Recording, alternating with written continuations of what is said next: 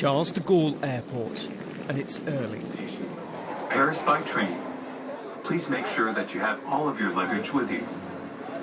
It's not hard to spot the warnings. These are the arrival boards at Charles de Gaulle, and you can see particularly Conakry, 5:35 AF 727.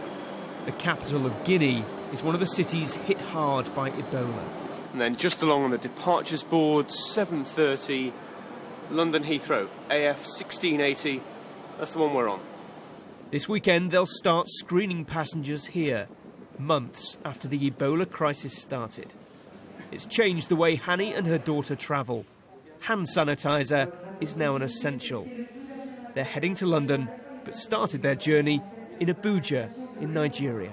The checks were very vigilant and they were quite serious because at the point of entry, when you go into the airport, your hands have to be sanitized, and then the temperature monitors are being used just to make sure that everyone is monitored at the point of exit and entry into the country.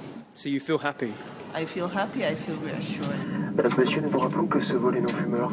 Les démonstrations de sécurité vont vous être présentées. Veuillez retirer maintenant vos écouteurs et nous accorder quelques instants d'attente.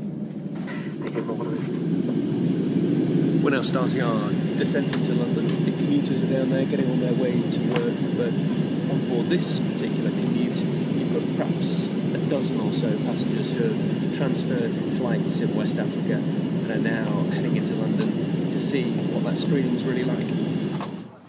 Public Health England have limited the screening to just those flying in from Guinea, Sierra Leone and Liberia. So I've just come through the UK border, and because I've got one of these, it was scanned in pretty quickly.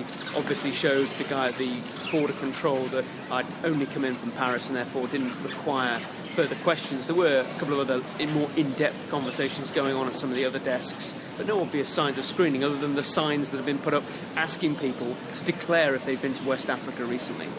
I've got a Gambian passport. Gambian passport, okay. But you've come from not the area, but close by. Close by, yeah. Close by. And so does that surprise you that there was no questions here at Heathrow? Because yeah, it surprised me because I was thinking if you come from West Africa, especially where this Ebola is, very, very close to, you should be screened and you should be asked before entering.